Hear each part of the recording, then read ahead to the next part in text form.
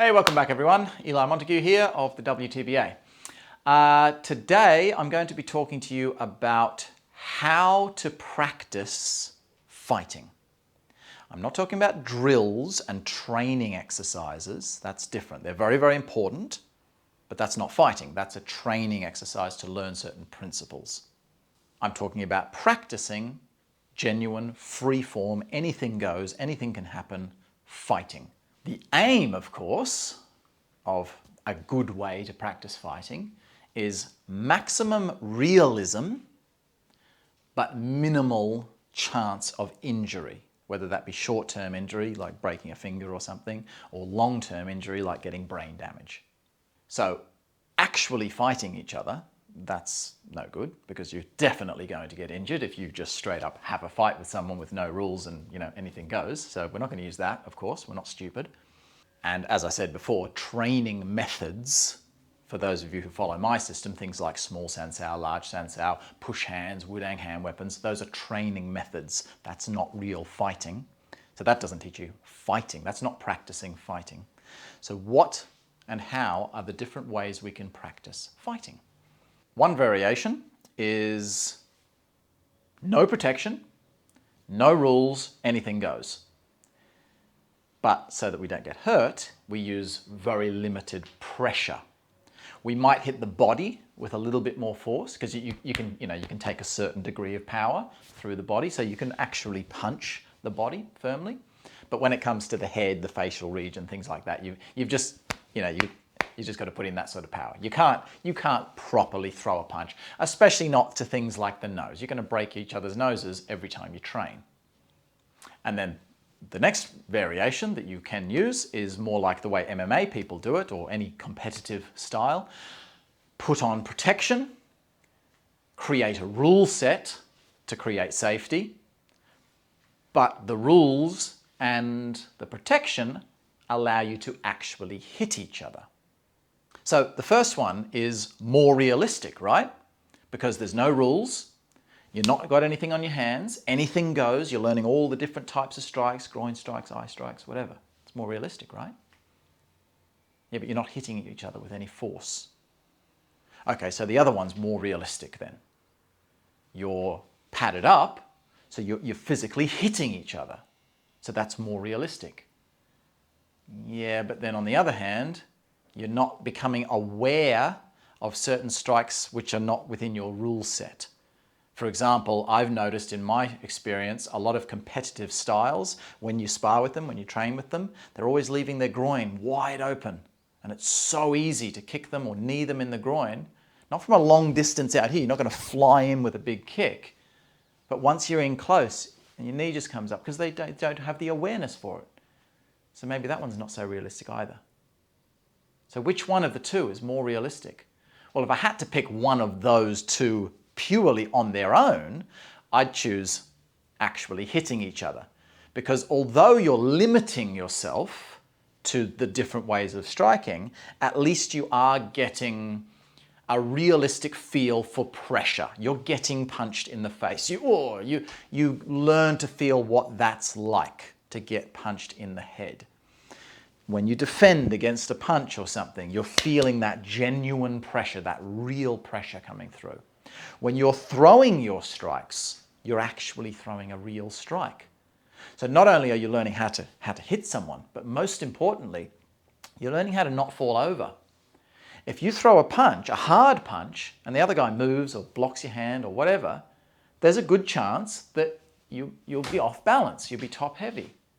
But if you're only ever throwing this kind of pressure, very gentle sort of touch pressure, and you're really making sure you're almost, sort of pulling your punches even, as some people even just pull their punches, they don't hit them each other at all.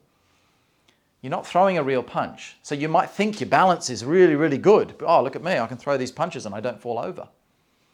But then you go to really hit someone, you're throwing real power, they move, you have no experience hitting a moving target with genuine power. So there's pros and cons to both, essentially. The other pro and con about the two is simply the fact that if you are wearing gloves, even if they're your you know, you like your MMA style sparring gloves, so that's still going to be an open hand, but they're still a little bit bulky. You've still got a far bulkier hand. You can't, for example, slip your hand through little gaps. It'll just get stuck because it's bigger. So you'll stop doing that because you know it can't work. So maybe you don't practice that, therefore you won't do it in a real fight. Other things are, it limits the intricate things, the really intricate little movements that you can do with your hands in your martial art. The gloves do limit those intricate movements to a degree. They also just get in the way when you especially when you're grappling, grabbing each other's wrists. You know, you might have an arm stuck under the other arm, like on the other guy's arm or something, in which case with a hand you might just be able to pull it out. Whereas the glove, it gets stuck, and so then you've got to revert to doing something else, and you know, so again, pros and cons of both. Gloves essentially make it more realistic from the point that you can actually hit each other. Empty-handed makes it more realistic because you can feel and learn what you would actually do with your empty hands. If you've never been hit in the head, especially right in the face, if you're only ever just getting light little sort of tappy slap things, and then you take a good solid strike to the face, chances are you're going to get a little shocked, dizzy the first time it happens. So if the first time it ever happens is in a real fight, it's not so good. I remember the first time I took a really proper, it was actually a shoulder to my nose. He got me down in a grappling thing and he smashed me in the face, right on the nose with his shoulder, okay? My nose swelled up like this. I couldn't breathe through it. I don't know whether it was broken or not, but it, you know, it really properly puffed up. It was all black. It was a proper strike. But what happened in that situation, because I was okay with shock, although I'd never taken that specific strike before, but I'd been bumped on the nose many times and got, you know, good sort of punches and stuff to the face. So when that happened, although that was by far the most force that I've ever been hit on the nose with, my reaction, the reaction to my body, so he's done his move, my head was pulled down, there's his shoulder coming through. My reaction was, boom! And I was totally with it. I was like, he realized how hard he'd hurt me, so he actually then stopped, kind of thing. But my sensation was in no way dizzy. There was nothing, my body actually kind of went, boom, like I was about to go and start hitting him. But then because he'd stopped and he kind of, you know, backed off, I then didn't follow through because it's training. And then moments later when I stopped and went, oh, that was a hard hit. Oh, yep, that hurts. You know, and then the pain came in afterwards. So it didn't affect me because I was used to getting hit. If that had happened to, like so many people I've heard of, people have told me, first time they get whacked in the face and they go all black. They can't see anything, or at least dizzy, and then they can't defend what comes next. So it's pretty important for your self-defense to have been punched in the face. So the way that I train and that I teach my own students is a mixture of the two. Firstly, we do the first version. So when we'll do training, empty hand, no rules, but everything's very light. Again, essentially parts of the body, I know my partner and I know he's okay with a bit of a solid punch to the body. So I'll hit him in the body, bare knuckled. Whereas, and I might, you know, bit of that, that's all right. In the jaw, side of the head, you can take a bit there, you know, that kind of thing. But if I was going to punch him in the throat, I'd just essentially touch his throat. It's too sensitive. Eyes, things like that, groin, it's touch contact. So you learn then all the pro points that I talked about before of that way of training. But then the second area of the way that we practice fighting, we do like a hybrid of your competitive style training and what I've just been talking about. So essentially what we do is we still put gloves on and other stuff. We might put elbow pads, depending on what we're focusing on, mouth guard, or, you know, protective gear. We'll just call it protective gear. So we can actually hit each other now. But the difference, how we would practice compared to MMA, is that we don't have any rules. We don't say no to any certain strikes.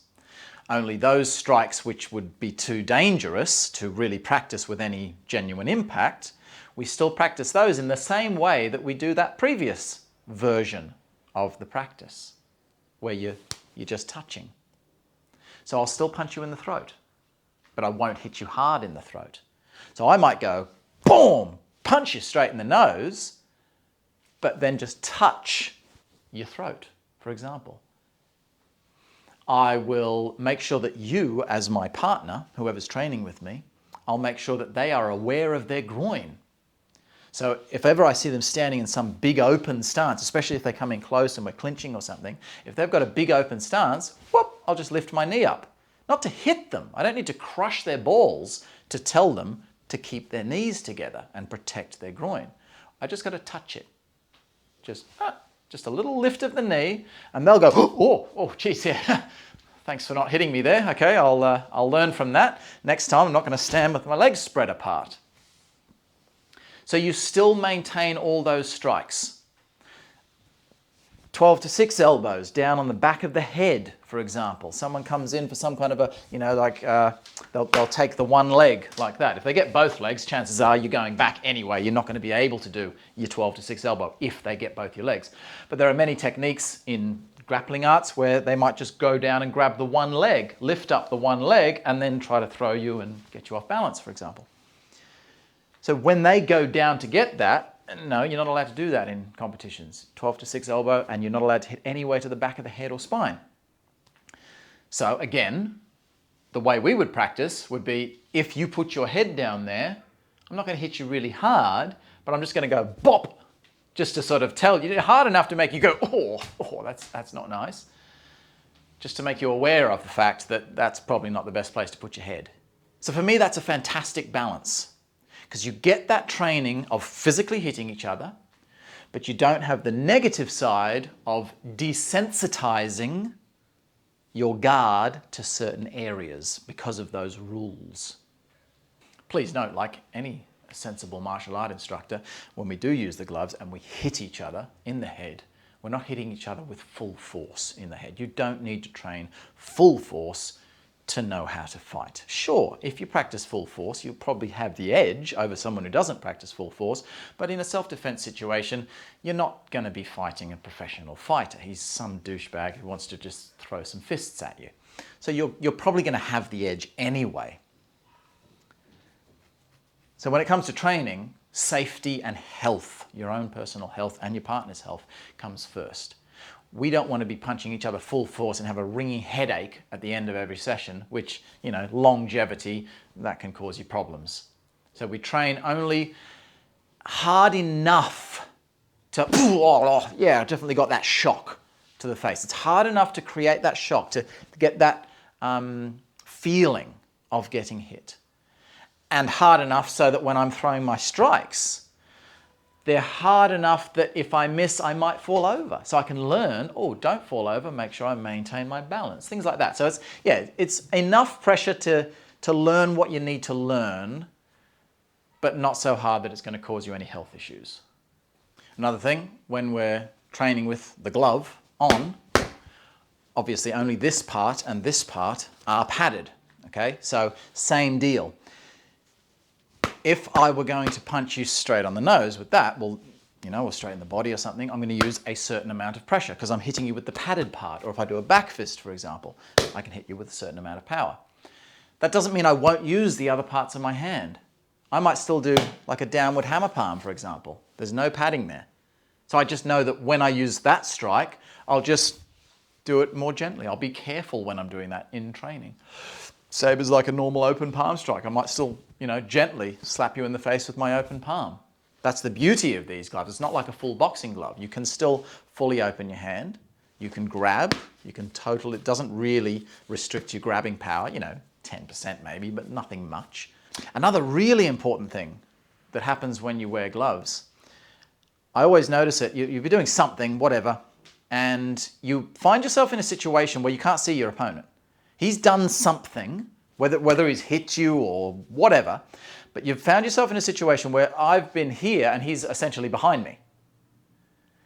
Now with no gloves on, my body goes, I better not. because I don't know where he is. So it's very hard for me to judge how much power I'm putting through, unless I just do it very slowly, but then of course it's not gonna work anyway. So I can't just swing across as I evade to, just as a sort of a defensive measure. I can't do that because I'm at risk of putting my knuckles across his temple or something.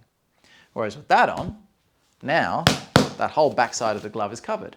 So if I find myself in that same situation where I've been hit or I've turned, whatever, he's behind me, I can just swing that hand back just as a sort of back off until I know where you are again.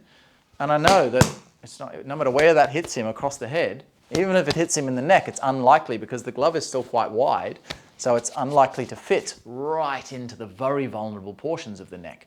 It's going to sort of spread out a little bit across the jaw and the shoulder. So again, it's pretty safe, and you get that freedom to make it more realistic. So in all my years of teaching and training, I've found this middle ground to be the best balance of safety and realism. Now, I know what a lot of you are saying. Earl Montague never used gloves. So why am I using gloves? If Earl Montague never used gloves, and he knew how to fight, he taught his students how to fight. Yes, of course, he knew how to fight. And no, he did not use gloves, or at least not often. He did have some gloves, normal, not those type, but normal boxing gloves. He did have them in his original Sydney dojo. Because it was in the Sydney days, for those of you who don't know my father, it was in the Sydney days during the 80s for about 10 years. That's when he was like doing the most martial stuff. He was doing the real rough stuff. After that, he was doing more just workshops and focusing more on forms and that kind of thing. So a lot of people think this is how Earl Montague learned how to fight, by doing this stuff that he's doing now. No, no, no, no. He did much rougher stuff prior to that. So they think if they do this stuff, they'll learn how to fight like Earl Montague. No, they won't, because they haven't done the stuff that he started with, the stuff he taught to his students back in those younger days. As with any teacher, as you get a bit older, you don't want to get punched in the head as much, and so you soften down yourself. So, how did Earl Montague train? How did he teach his students, those rough students back then, when he actually taught how to fight? On the one hand, he didn't use protection, and he just hit people. He did cause injuries. I got injuries when I would train with Dad. I remember one particularly where Mum was like, "What the hell's happened to you?" Oh, Dad headbutt me across the face. I had a full-on black eye because he headbutt me straight across the side of my eye when I was about 14 or 15 or something. So he did hit people. He would punch me in the head with his bare fist. Not like really hard, not as hard as I would now hit people with the glove on, but still hard enough to cause a nice black eye, a bruise, things like that. So it was rougher, but then there's injuries. So you can train like that by all means. But in my personal opinion, if you can use a glove and not have that black eye every time you train, it's a benefit, isn't it? Plus, not only that, the version of training like that, where he would maybe give me a black eye and so on, yes, that's in my opinion like pretty good. It's halfway there, but you're still not throwing as much speed and force as with the glove on. You still don't have as much freedom. Like I said about that thing of if you're over here and you just want to swing your punch across, you're still hesitant to do certain things because you're worried about hurting your partner. So unless you're going to go really rough and genuinely injure each other, like bad injuries, not just black eyes, then I think the glove is an enhancement. It will improve your ability to fight people. Instead of gloves, what my father used to use when he wanted to up that pressure and, all right, we're going to do a proper hard training session, I'm going to really hit you today, he used these. This is what my father used. Exactly the same style as that, like so. Okay? It's a great device. It's fantastic. Okay? It fits really well. It's got a bit of suspension in the thing, so it actually absorbs some of the force. You can take a pretty solid strike on that. He also used like full body guards things like that. So he used other protective devices. But the point is, he still used protection of some kind. So definitely Earl Montagu believed that in order to pressure test your art properly, with more force, you need to use protection. Okay, yes, he didn't use gloves, but was that because maybe those type of gloves didn't exist back then? Or if they did, they were really hard to find. So I don't think he would have ever even come across those type of gloves. These sort of smaller type MMA gloves, you know, that type did exist, but they still bloody hurt. There's only that much padding. There's not enough. So if it were that or the headgear, I'd probably go the headgear. But because the gloves have come so far in the last 30 years, they're so advanced now, they let you move how you want and protect your partner so well, I think, if I'd shown those to Dad now, if he was still alive, he would probably think, oh yeah, that's nice. We can really train harder now, can't we? I think he would probably agree with me on that. Anyway, there's pros and cons to both. There are pros and cons to the head guard, and there are pros and cons to the glove. Both of them are valid ways of training. Both work. They just work for different things. I won't say anything else about that now. I'm going to do a separate video specifically on the pros and cons, like head guard or glove. Which way should you train to pressure test? Should you only wear the head guard or should you wear the gloves? So I'll do a separate video on that so you can get really some details. But in a nutshell, I prefer the gloves as my main thing. I do use the head guard for certain training drills, but the gloves are my main thing.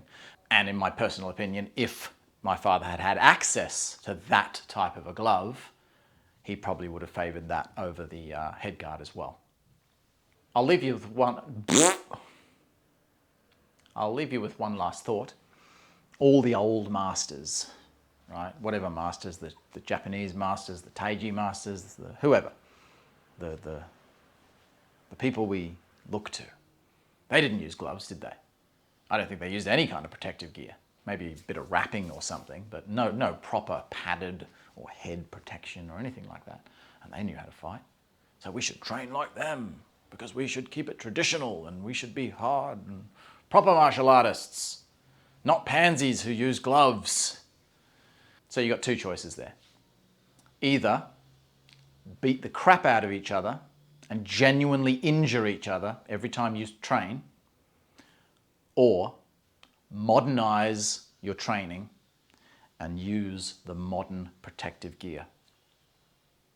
If you're training without the protective gear and you're not getting hurt, then chances are you're not genuinely learning how to fight. You'll probably still, stand up better than the average dude, maybe. You might have a slight advantage still. You've got good coordination and so on, but you're not really. I wouldn't categorize you as a fighter. You don't know fighting if you're not getting hurt in your training. Or use the gloves, then you don't get hurt and you learn how to fight. So you get the best of both worlds, or the headgear, or the whatever the tools you want. But you've got to modernize your art. Don't stay in the Dark Ages, because the Dark Ages only worked because they injured each other so brutally in their training. Hope that's given you something good to think about, guys. As I said, next video will be all the pros and cons I've found training with a head guard to protect your head versus gloves to protect your head. Enjoy your day.